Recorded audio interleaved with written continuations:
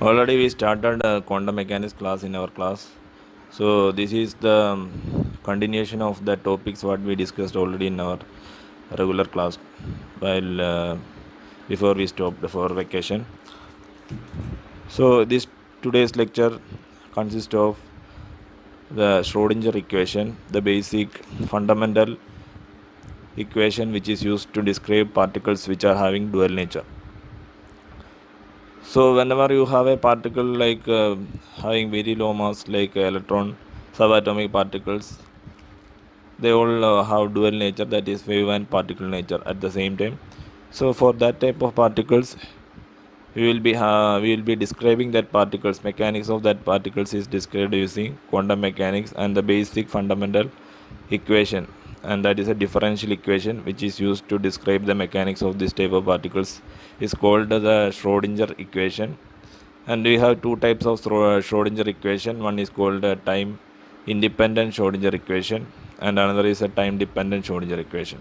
So we will be considering both these equations in this today's video lecture. Okay. So first we consider time dependent Schrodinger equation. So Schrodinger is the name of the scientist who framed this differential equation. So he done that from the wave equation solution.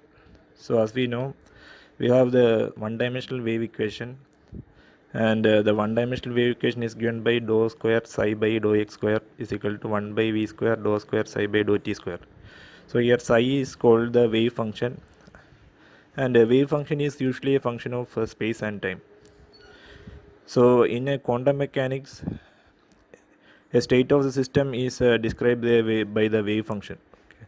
So wave function will tell about the state of the system, and the solution of a wave equation, as we know, you have already considered different type of format for solution of wave equation, and here we consider the solution in the form psi is equal to a e raised to I kx minus omega t. So where k is called the wave vector and omega is the angular frequency and a is the amplitude. So what Schrodinger did was he modified this solution of wave equation, and by considering the wave particle duality, and with that he framed the differential equation which can be used for describing particles having wave and particle nature at the same time, that is having dual nature. So a wave equation solution contains k and omega. K is the wave vector and omega is the angular frequency. So what Schrodinger did is he replaced this k and omega by using de Broglie relation and Einstein relation. He expressed k and omega in terms of momentum and energy, P and E. So already we know the de Broglie relation, lambda is equal to h by p, and we can write p is equal to h by lambda. And by multiplying this relation by 2 pi above and below numerator and denominator, we will finally arrive at the expression for momentum as h cross k. H cross is h by 2 pi, and similarly k is 2 pi by lambda. So finally we have p is equal to h cross k, that is a relation that is called a de Broglie relation.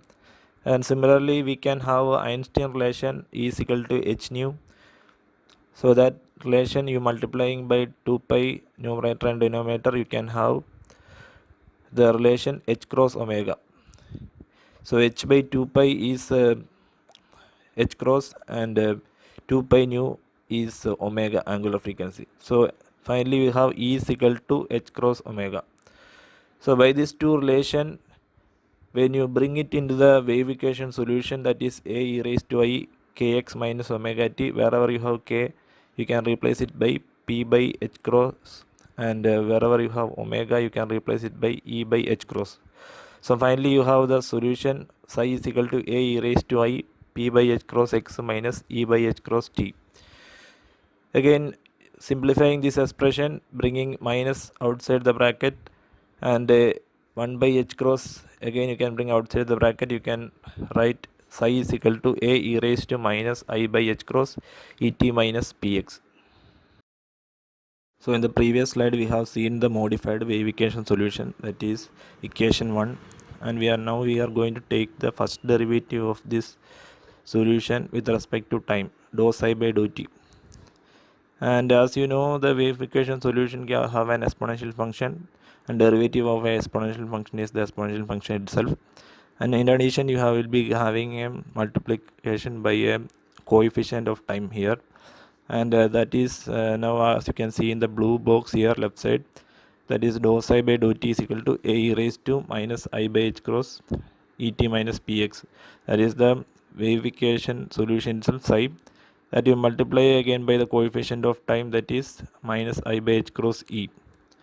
So finally you will be getting the derivative as dou psi by dou t is equal to psi into minus I by h cross e. From this you can write the E psi. What is E psi? E psi, you can cross multiply whatever is coming in right side, that is h cross and I. Then you can have the expression for E psi as E psi is equal to I h cross dou psi by dou t.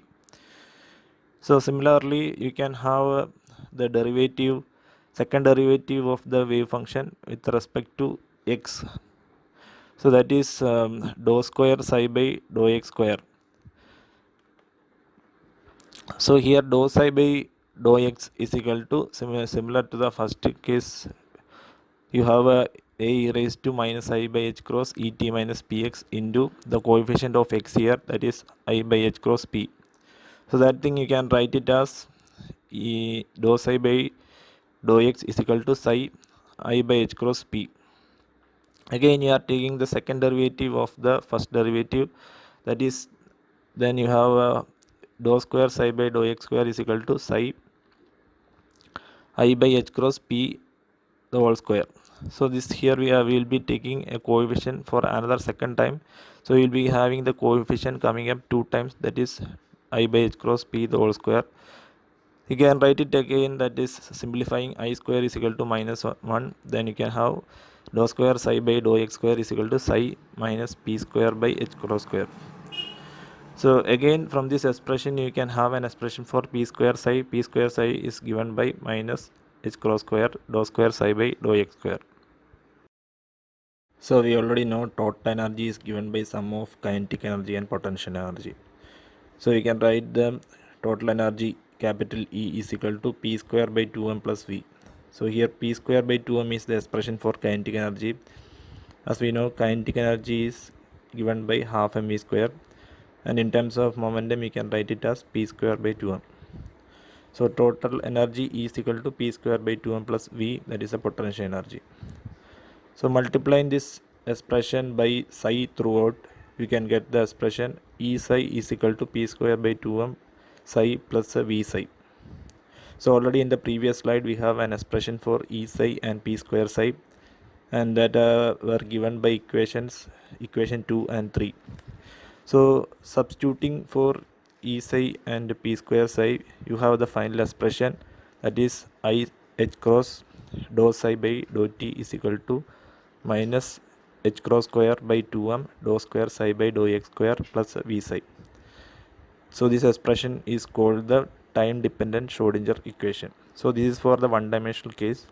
You can extend this for the three dimensional case, and for three dimensional case, as you have already studied in the vector calculus, you have dou square by dou x square and dou square by dou y square and dou square by dou z square. So in the three dimensional case, your final expression for time dependent Schrodinger equation will be I h cross dou psi by dou t is equal to minus h cross square by 2m del square psi plus v psi. Now we consider time independent Schrodinger equation. Time independent Schrodinger equation is obtained by solving the time dependent Schrodinger equation. Given in the box, I h cross dou psi by dou t is equal to minus h cross square by 2m dou square psi by dou x square plus v psi. This is a partial differential equation, and we can solve this by a method called separation of variable method. In this method, for applying this method, the potential energy should not depend on time. That is, v should be a function of x only. In this case, the wave function can be separated into space and time dependent parts. So the total wave function capital psi function of x comma t can be written as multiple of small psi which is a function of x only and a phi which is a function of time only. Now we take the first derivative of the total wave function psi given in the previous slide by equation 1 with respect to time.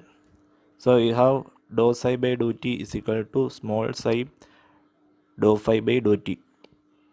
So as you know, this is a partial derivative, and we consider here since the derivative is with respect to time, we consider the function of small psi function of x as a constant, and we take the derivative of dou phi by dou t. So similarly, taking the second derivative of the total wave function with respect to x, we have dou square psi by dou x square is equal to phi of t dou square psi by dou x square. So here, as you know, the derivative is with respect to x, so you consider phi function of time as a constant and you take the second derivative of small psi. So upon finding these two derivatives, you can substitute for dou psi by dou t, dou square psi by dou x square and phi in the time dependent Schrodinger equation given below, that is IH cross dou psi by dou t is equal to minus h cross square by 2m dou square psi by dou x square plus v psi. So wherever this dou psi by dou t and dou square psi by dou x square and psi is coming, you can replace with the expressions we found in equation 2 and 3. So upon substituting the derivatives we found in the previous slide, equation 2 and 3, in the time dependent Schrodinger equation, you have the expression in the following form: IH cross psi dou phi by dou t is equal to minus h cross square by 2m phi dou square psi by dou x square plus v small psi of x into phi of t. So again, dividing this expression throughout by small psi of x and phi of t, you have the following expression: I h cross 1 by phi dou phi by dou t is equal to minus h cross square by 2m 1 by psi of x dou square psi by dou x square plus v. So when you check this equation 4, you can see that the LHS of this equation is a function of time only and RHS is a function of space only, that is x only. So both sides of can be equated to the same constant E, that is total energy. So by equating the LHS of equation 4 to E, we have IH cross 1 by phi d phi by dt is equal to E. Rearranging this, we have d phi by phi is equal to minus I by h cross E dt. So we need to solve this equation. So by taking integration, we have log phi is equal to minus I by h cross Et.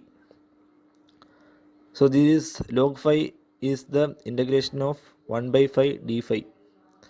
So with that, we can have an expression for phi, that is phi is equal to e raised to minus I by h cross E t. So this equation 5, we have an expression for phi of t. So as we already have seen equation 1, we have defined capital psi, that is total wave function is a function of small psi and phi. So now we have an expression for phi. We can substitute for that in the total wave function capital psi, and we have capital psi function of x comma t is equal to small psi into e raised to minus I by h cross Et.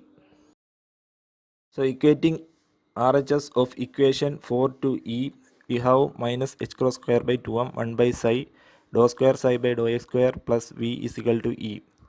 Multiplying throughout by psi of x, we have minus h cross square by 2m dou square psi by dou x square plus v psi is equal to E psi. Moving left hand side all terms to right hand side, we have h cross square by 2m dou square psi by dou x square plus e minus v psi is equal to 0. So we need this differential equation to be in the standard form.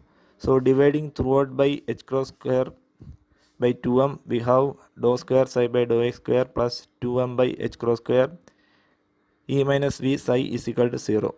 So this differential equation is called the time independent Schrodinger equation, and this is the Schrodinger equation used to explain stationary states, that is states which does not have time dependence. So for example, electrons in a particular energy state can be explained by the time independent Schrodinger equation.